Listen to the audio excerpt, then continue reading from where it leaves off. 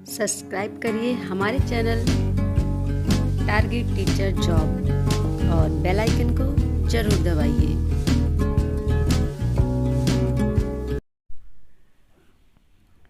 Hello friends, नमस्कार। मैं प्रियंका स्वागत करती हूँ आप सभी का आपके अपने चैनल टारगेट टीचर जॉब में। दोस्तों, आज हम डेला थर्ड सेमेस्टर का हिंदी विषय देखेंगे और ये है आपका राजन सीरीज से बहुविकल्पीय प्रश्न। तो दोस्तों, आज हम शुरू कर रहे हैं राजन सीरीज से आपका हिंदी का बहुविकल्पीय एक प्रश्न, जिसमें हम लोग देखेंगे टोटल 60 क्वेश्चन। तो चलिए शुरू करते हैं फटाफट, आपका रिवीजन भी हो जाएगा। तो इसमें देखिए, हम लोग यहाँ पर आंसर इसका छिपा देंगे, बस आप इसमें सबसे पहले खुद से करने की कोशिश करिएगा। देखिएगा आपके कितने आंसर सही होते हैं और कमेंट करके हमें ज़रूर बताइएगा। दोस्तों, इसमें देखिए पहला क्वेश्चन है पत्र पत्रिकाएं भाषा सिखाने में। ऑप्शन है बड़ों को पढ़ने की वस्तु है, साधक है, बाधक है, त्रुटियों को बढ़ावा देती है। तो दोस्तों यहाँ पर देखिए ये क्या है, ये आपका साधक है। क्लियर। यहाँ देखिए क्वेश्चन नंबर 2 है भाषा स्वयं में एक विषय मात्र है, बा है संप्रेषण का एक मात्र साधन है, एक नियमबद्ध व्यवस्था है, और दा है यहाँ पे जटिल चुनौती है। तो दोस्तों यहाँ पर देखिए भाषा स्वयं में क्या है, भाषा स्वयं में एक नियमबद्ध व्यवस्था है। क्लियर, ये आपका आंसर सही हो गया। क्वेश्चन नंबर 3 देखते हैं, भाषा का प्रयोग केवल परीक्षा में होता है, केवल पाठ्य पुस्तकों में होता है, केवल मुद्रित सामग्री में होता है, जीवन के विभिन्न संदर्भों में होता है। तो दोस्तों इसका जो सही आंसर होगा वो आपका क्या होगा, आप लोग खुद से करने की कोशिश करिएगा पहले, फिर उसके बाद आंसर देखिएगा। यहाँ पर देखिए इसका जो सही आंसर है वो हो जाएगा द। भाषा का प्रयोग जीवन के विभिन्न संदर्भों में होता है। क्लियर, यानी कि हम अपने जीवन में जो भी चीज़ें अपने माध्यम से व्यक्त करते हैं वो कहीं ना कहीं वो हमारी एक भाषा होती है, उस भाषा के माध्यम से हम अपनी बात को दूसरों तक पहुँचाते हैं। क्लियर। यहाँ पर देखिए क्वेश्चन नंबर 4 है भाषा की पुस्तकें अभ्यासपरक ही होनी चाहिए, साधन है, साध्य है, भाषा सीखने का एकमात्र संसाधन है। तो दोस्तों यहाँ पर देखिए क्वेश्चन नंबर 4 का जो सही आंसर हो जाएगा वो हो जाएगा भाषा की पुस्तकें क्या है, साधन है। क्लियर, यह आपका सही हो गया बा। अब हम चलते हैं क्वेश्चन नंबर 5 की तरफ। 5 देखिए यहाँ पे है बच्चों की भाषा के आकलन का सर्वाधिक प्रभावी तरीका है। आ है यहाँ पे प्रश्न पूछना और पढ़ी गई सामग्री पर प्रतिक्रिया व्यक्त करना, श्रुत लेख, लिखित परीक्षा, प्रश्नों के उत्तर देना। तो दोस्तों 5वें का जो सही आंसर होगा वो हो जाएगा आपका बच्चों की भाषा के आकलन का सर्वाधिक प्रभावी तरीका होता है लिखित परीक्षा। क्या होगा इसमें, यहाँ पर हो जाएगा आपका लिखित परीक्षा, यानी कि उनकी भाषा में कितना सुधार हो रहा है वो हम उनको लिख करके देख सकते हैं। वो जब हम उनसे लिखवाएंगे तो हमें ये पता चल जाएगा कि वो किस तरह से भाषा को समझ रहे हैं, जो वो बोल रहे हैं वो क्या लिख रहे हैं। क्लियर। यहाँ पर देखिए क्वेश्चन नंबर 6 है भाषा सीखने का उद्देश्य है विभिन्न स्थितियों में भाषा का प्रभावी प्रयोग, और बा है इसमें अपनी बात का कहना सीखना और दूसरों की बात समझना सीखना, और दा है इसमें से कोई नहीं। तो दोस्तों इसका जो सही आंसर हो जाएगा भाषा सीखने का जो उद्देश्य है वो विभिन्न स्थितियों में भाषा का प्रभावी प्रयोग करना। क्लियर, तो ये आपका ऑप्शन सही हो जाएगा। नेक्स्ट क्वेश्चन देखते हैं। यहाँ पर देखिए क्वेश्चन नंबर 7 नायक में संधि है, द्वंद्व संधि, यहाँ पे आयाद संधि, और यहाँ पर देखिए यड़ संधि है और गुण संधि है। तो दोस्तों यहाँ पर आप ध्यान से देखेंगे नायक में कौन सी संधि है आपकी, ये आपका हो जाएगा, देखिए द्वंद्व संधि तो है नहीं क्योंकि द्वंद्व में बीच में हाइफन होता है। यड़ में भी देखेंगे आपको या ई के स्थान पर या, वो के स्थान पर वा, री के स्थान पर रा, इस तरह से होता है। और गुण में भी आपको ओ और ए की मात्रा मिलती है। तो इसमें आपका ऑप्शन कौन सा सही हो गया, बा सही होगा। क्लियर। यहाँ पर देखिए क्वेश्चन नंबर 8 है धरती और आकाश के बीच का स्थान है अंतरिक्ष, धरा, वसुंधरा और पृथ्वी। तो दोस्तों इसमें जो सही आंसर होगा वो हो जाएगा धरती और आकाश के बीच का जो स्थान होता है उसे हम क्या कहते हैं, अंतरिक्ष कहते हैं। क्लियर। क्वेश्चन नंबर 9 देखें पवन में संधि है, गुण संधि, यड़ संधि, आयात संधि, इसमें से कोई नहीं। तो दोस्तों यहाँ पर देखेंगे पवन में भी आपकी आयाद संधि ही है। क्लियर, यहाँ पे देखेंगे ये आयाद संधि, गुण तो होगी नहीं क्योंकि इसमें ओ की मात्रा नहीं है। और यड़ में क्या होता है कि ई के स्थान पर यह होता है, ऊ के स्थान पर वा, री के स्थान पर रा और री के स्थान पर ला हो जाता है। तो यहाँ पे देखिए ऐसा कुछ नहीं होगा अगर इसका हम संधि विच्छेद कर रहे हैं तो ये आपका हो जाएगा आयादी संधि। क्लियर। यहाँ पर देखिए क्वेश्चन नंबर 10 है, पंचपात्र के लेखक हैं श्री पद्मलाल पुन्नालाल बख्शी, वाजपेयी, डॉक्टर नगेंद्र और मिश्र जी। तो दोस्तों यहाँ पे देखिए आंसर नंबर 10 जो होगा वो हो जाएगा आपका आ। पंचपात्र के लेखक हैं श्री पद्मलाल पुन्नालाल बख्शी जी। यहाँ पे देखिए क्वेश्चन नंबर 11, परिमल काव्य के रचयिता हैं कबीर, बाबू गुलाब राय, महादेवी वर्मा, सूर्यकांत त्रिपाठी, निराला। तो दोस्तों आंसर नंबर 11 हम देखेंगे इसका क्या सही आंसर है। परिमल किसकी काव्य रचना है? ये आपके सूर्यकांत त्रिपाठी निराला जी की है। चलिए देखते हैं क्वेश्चन नंबर 12, अंधे के हाथ बटेर लगना का क्या अर्थ है? यहाँ पे देखिए आ है बेतुका मेल मिलना, बिना कुछ किए फल की प्राप्ति, व्यवहार में अस्पष्टता, इनमें से कोई नहीं। तो दोस्तों जो इसमें आंसर होगा 12 का वो आपका हो जाएगा अंधे के हाथ बटेर लगने का मतलब होता है बिना कुछ किए फल की प्राप्ति हो जाना। यहाँ पे कोई भी मेहनत नहीं करना है, फिर भी वो जो चाह रहा वो उसे मिल गया। क्लियर। यहाँ पर देखिए क्वेश्चन नंबर 13 है, दूध का दूध पानी का पानी से क्या तात्पर्य है? गुणगान करना, पीना, दूर की बातें, सच्चा न्याय। तो दोस्तों इसमें क्या सही हो जाएगा? सच्चा न्याय। दूध का दूध पानी का पानी। यहाँ पर देखिए क्वेश्चन नंबर 14 है, आंख का कांटा से तात्पर्य है गप्पे लगाना, दुश्मन, गलत व्यवहार करना, इनमें से कोई नहीं। तो दोस्तों आंख का कांटा का मतलब क्या है? दुश्मन। क्लियर। यहाँ पर देखिए क्वेश्चन नंबर 15 है, खून खौलना से तात्पर्य है प्यार करना, गुस्सा आना, डांटना, इनमें से कोई नहीं। तो दोस्तों खून खौलने का क्या मतलब होता है? खून जब हम देखते हैं लोग अक्सर कहते हैं ना कि मुझे उसको देखकर खून खौलता है, यानी कि उसको देखकर गुस्सा आता है। यहाँ पे आपका आंसर सही हो जाएगा ब। क्वेश्चन नंबर 16 देखते हैं, हमारा राष्ट्रीय पर्व है 15 अगस्त, 19 अगस्त, 30 जनवरी, इनमें से कोई नहीं। तो दोस्तों हमारा जो राष्ट्रीय पर्व है वो है आपका 15 अगस्त। क्लियर।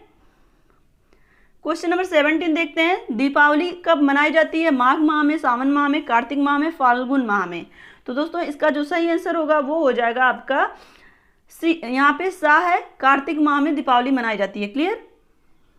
क्वेश्चन नंबर 18 देखिए, गांधी जयंती मनाई जाती है 2 अक्टूबर, 5 अक्टूबर, 15 अक्टूबर, इनमें से कोई नहीं। तो दोस्तों ये आप तो जानते ही हैं कि 2 अक्टूबर को गांधी जयंती मनाई जाती है। यहाँ पर देखिए क्वेश्चन नंबर 19 है, क्या भूलूं क्या याद करूं की विधा है संस्मरण, कहानी, आत्मकथा, यात्रा, वृत्तांत। दोस्तों यहाँ पर देखेंगे क्या भूलूं क्या याद करूं, ये क्या है? ये आत्मकथा है। यहाँ पे देखिए क्वेश्चन नंबर 20 है, मुंशी प्रेमचंद जी की वह रचना जो अधूरी रह गई। तो दोस्तों यहाँ पर देखिए मंगलसूत्र, करबला, रंगभूमि और कर्मभूमि। तो दोस्तों इसमें मुंशी प्रेमचंद जी की जो रचना है वो है मंगलसूत्र, जो कि उनकी अधूरी रचना है। क्लियर। चलिए देखते हैं क्वेश्चन नंबर 21, घड़ी साज शब्द है, देशज शब्द है, संकर शब्द है, विकारी शब्द है, रूढ़ शब्द है। तो दोस्तों यहाँ पर देखेंगे घड़ी साज कौन सा शब्द है? ये आपका देशज शब्द है। क्या है? देशज शब्द है। क्वेश्चन नंबर 22 देखते हैं, रसाल पर्यायवाची शब्द है कोयल का, पान का, आम का, सगा भाई का। तो दोस्तों यहाँ पे देखिए रसाल जो होता है वो आम का पर्यायवाची होता है। क्लियर। ये आपका सा आंसर सही हो जाएगा। क्वेश्चन नंबर 23 देखें, जिसका जन्म पहले हुआ है का अर्थ है अनुज, अग्रज, भ्राता, पितामह। तो दोस्तों यहाँ पर देखिए अग्रज मतलब होता है बड़ा, यानी कि जो बड़ा है वो पहले जन्म लेता है। इसका मतलब इसमें सही आंसर क्या हो जाएगा? वो आपका हो जाएगा बा। क्वेश्चन नंबर 24 देखते हैं, आंख का अंधा नाम नैनसुख लोकोक्ति का अर्थ है अप्रत्याशित लाभ होना, अनायास सम्मान, आत्म प्रशंसा करना, गुण के विरुद्ध नाम होना। तो दोस्तों आंख का अंधा नाम नैनसुख, यहाँ पे जो आंसर से होगा वो हो जाएगा आपका द, गुण के विरुद्ध नाम होना। क्वेश्चन नंबर 25 देखते हैं, पूरी तरह से मना कर देना, इसके लिए मुहावरा है अंगूठा दिखाना, अंधे की लकड़ी, अक्ल का दुश्मन, अक्ल पर पत्थर पड़ना। पूरी तरह से मना कर देना, ये आपका सही आंसर हो जाएगा यहाँ पर आ, अंगूठा दिखाना, यानी कि पूरी तरह से मना कर देना।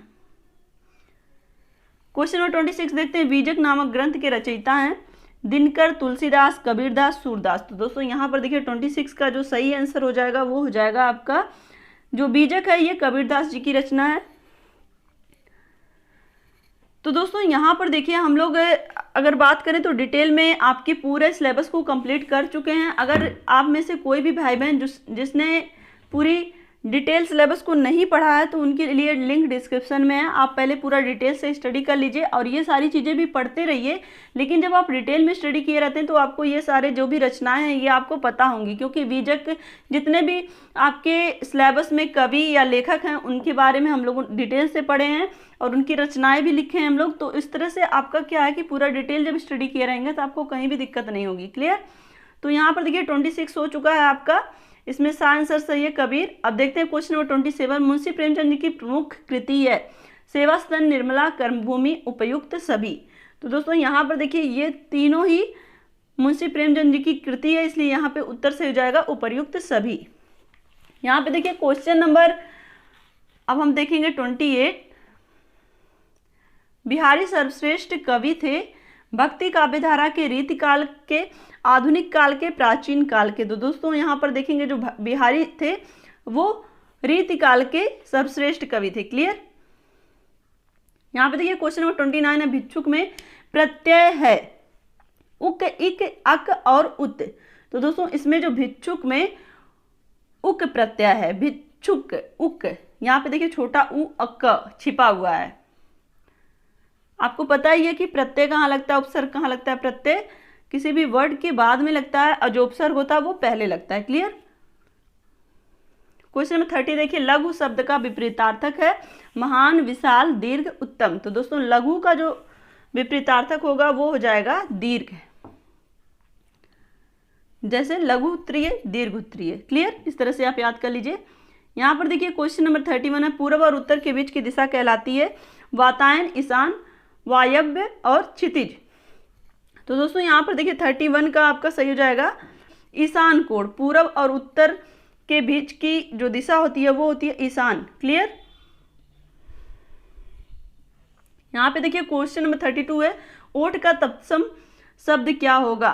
तो दोस्तों तत्सम ऐसे शब्द होते हैं जो संस्कृत से उसी रूप में हिंदी में आते हैं, और तद्भव ऐसे शब्द होते हैं जो कि संस्कृत से हिंदी रूप में उसी रूप में ना आकर के अपने रूप को परिवर्तित कर लेते हैं।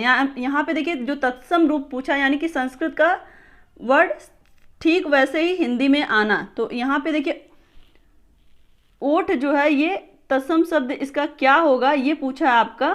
तो ओठ हिंदी शब्द है, इसका तत्सम शब्द देखेंगे जो कि संस्कृत में बोला जाता है तो ये हो जाएगा घृत, घट, ओष्ठ और उंगली में इसमें जो सही होगा ओष्ठ। क्लियर? क्वेश्चन नंबर 33 देखें। पत्थर का पर्यायवाची है शिलाखंड, गिरी, चोटी, इनमें से कोई नहीं। तो दोस्तों यहाँ पर देखिए 33 का जो सही आंसर हो जाएगा वो हो जाएगा आपका आ, शिलाखंड। यहाँ पे देखिए क्वेश्चन नंबर 34। राजा का पर्यायवाची है सेनापति, नृप, किसान, मंत्री। तो दोस्तों आपको पता ही है कि राजा का पर्यायवाची क्या होता है, नृप।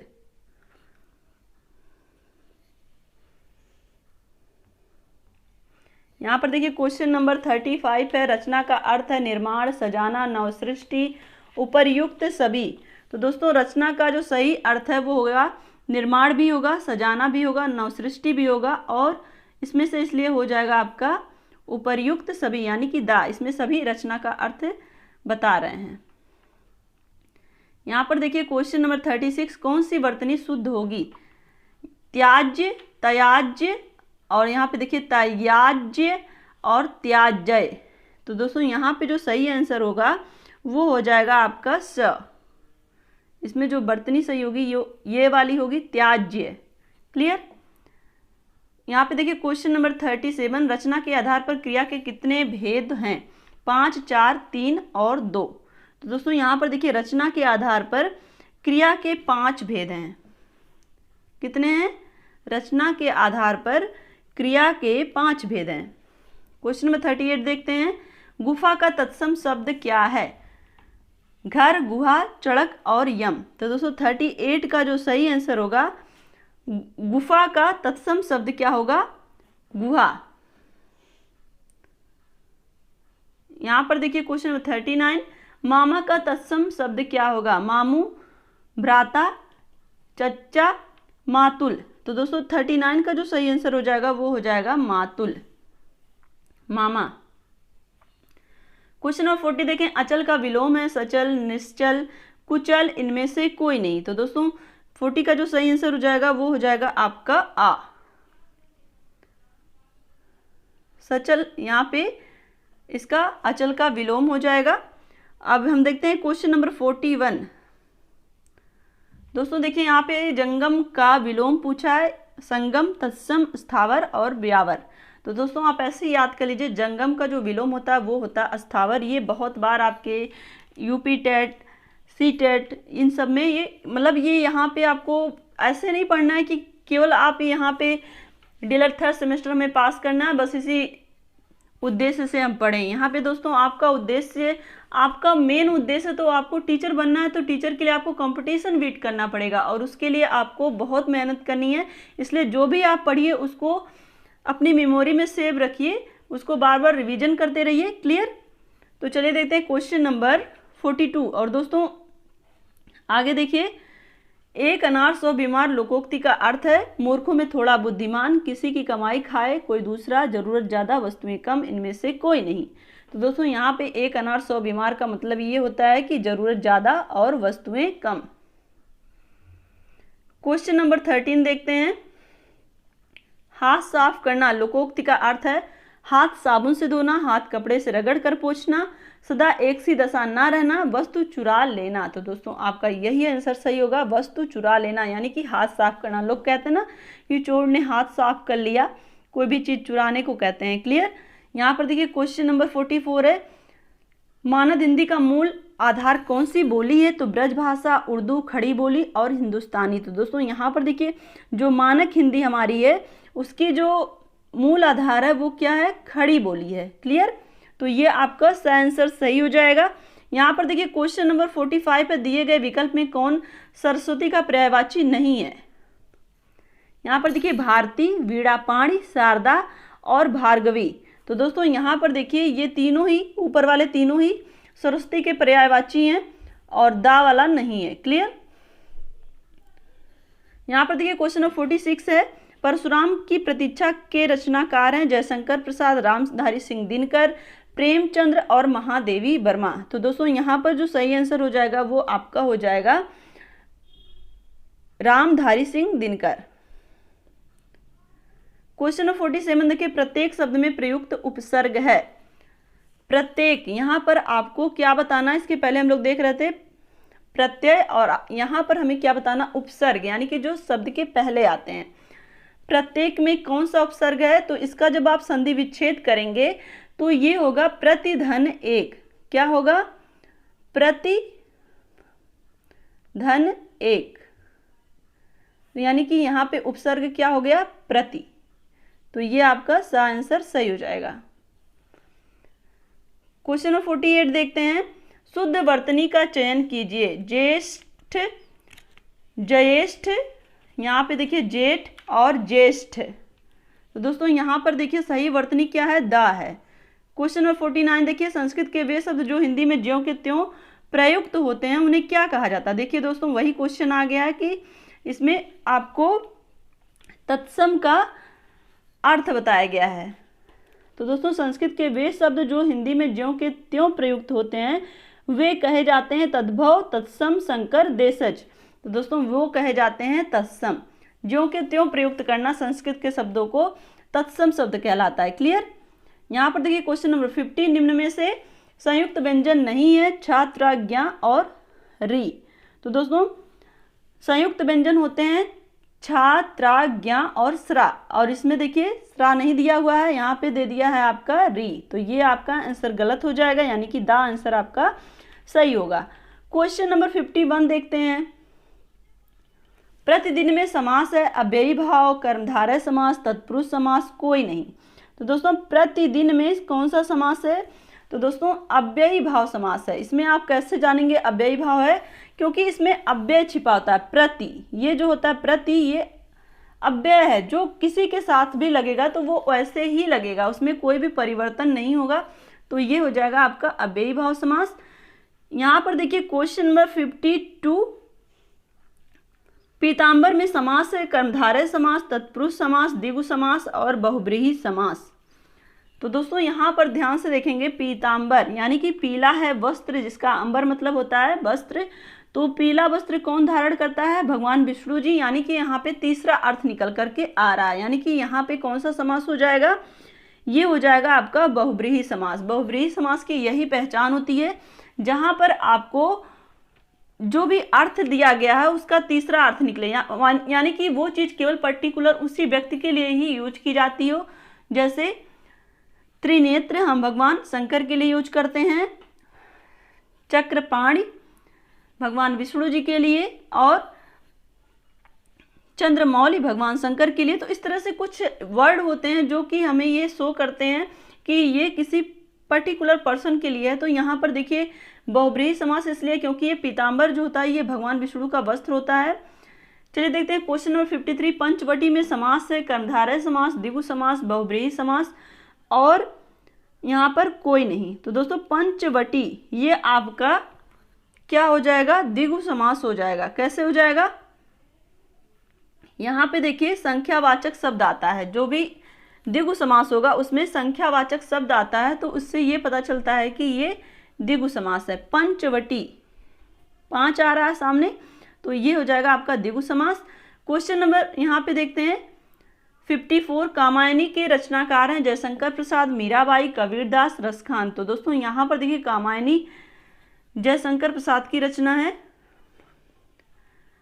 अब यहाँ पर देखिए क्वेश्चन नंबर 55। मनुष्यता में है जातिवाचक संज्ञा, भाववाचक संज्ञा, व्यक्तिवाचक संज्ञा, उपर्युक्त सभी। तो दोस्तों यहाँ पर देखिए मनुष्यता में क्या है? मनुष्यता एक भाव है। ये क्या है? मनुष्यता एक भाव है, इसलिए यहाँ पे क्या होगा? ये भाववाचक संज्ञा हो जाएगी। क्लियर? क्वेश्चन नंबर 56 देखते हैं। पर्वत है जातिवाचक संज्ञा, व्यक्तिवाचक संज्ञा, भाववाचक संज्ञा, कोई नहीं। तो दोस्तों 56 का जो सही आंसर होगा पर्वत है। ये पर्वत है जातिवाचक संज्ञा। क्लियर? यहाँ पर देखिए क्वेश्चन नंबर 57 वायु का पर्यायवाची है हवा, पवन, अनिल, उपर्युक्त सभी। तो दोस्तों यहाँ पे देखिए वायु का ये सभी पर्यायवाची है, हवा भी है, पवन भी है और अनिल भी है, तो उपर्युक्त सभी इसका आंसर हो जाएगा। क्वेश्चन नंबर 58 देखते हैं। तरड़ी का पर्यायवाची है नौका, नदी, निडर और नारी। तो दोस्तों तरड़ी का मतलब क्या होता है? जो कि तैराती हो, मतलब एक छोर से दूसरे छोर पर हमें ले जाती हो, वो क्या होती है? तरड़ी का मतलब इसलिए होता है नौका। अब यहाँ पर देखिए क्वेश्चन नंबर 59। वहाँ पे देखिए तरड़ी था और यहाँ पे क्या है? तरनी। एक वर्ड का केवल यहाँ पे देखिए तरनी और तरड़ी। क्लियर? तो तरनी और तरनी में ये देखिए बहुत छोटा सा डिफरेंस है, लेकिन आप ये दोनों के अर्थ अलग कर दे रहा है। यहाँ पे देखिए तरनी का पर्यायवाची होगा नदी, नौका, दर्जा और दिन। तो दोस्तों यहाँ पे देखिए नदी इसका सही पर्यायवाची होगा। तरनी मतलब नदी, तरड़ी मतलब नौका। याद रखिएगा तरनी ये हो जाएगा नदी। यहाँ पे देखिए तरड़ी ये हो जाएगा नौका। क्लियर? आप दोनों में डिफरेंस याद रखिएगा, तरड़ी और तरनी। ना होगा तो नदी होगा, औड़ी होगा तो का होगा। क्लियर? यानी कि नौका। Question number 60। भित्ति का पर्यायवाची है दिन, दीवार, दर्द, दुख। तो दोस्तों भित्ति का जो पर्यायवाची होगा वो हो जाएगा दीवार। क्लियर? तो दोस्तों ये टोटल आपके 60 क्वेश्चन कंप्लीट हुए। तो वीडियो पसंद आया होगा तो लाइक कर दीजिएगा और कमेंट करके हमें ज़रूर बताइएगा कि हमारा ये प्रयास आपको कैसा लगता है। और दोस्तों आपका इस चैनल के माध्यम से एसएसटी और यानी कि सामाजिक अध्ययन और हिंदी दोनों का सिलेबस कंप्लीट हो गया है, जिसकी लिंक आपको डिस्क्रिप्शन में मिलेगी। और दोस्तों यहाँ पर इस चैनल के माध्यम से आपको दोनों ही आपके सब्जेक्ट की राजन सीरीज पढ़ाई जा रही है, तो उसमें भी आप कोशिश करिएगा कि इसी बहाने आप सारा रिवीजन कर लें, जिससे आपका पूरा सिलेबस कंप्लीट हो जाएगा। अच्छे से तैयार रहेगा तो आपके नंबर भी अच्छे आएंगे। तो दोस्तों आज के लिए बस इतना ही है।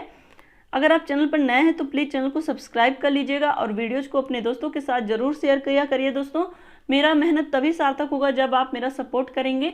तो आज के लिए बस इतना ही। अपना ध्यान रखिए, अपनों का ध्यान रखिए, अपने आसपास सफाई रखिए। हमसे जुड़ने के लिए थैंक यू सो मच। जय हिंद।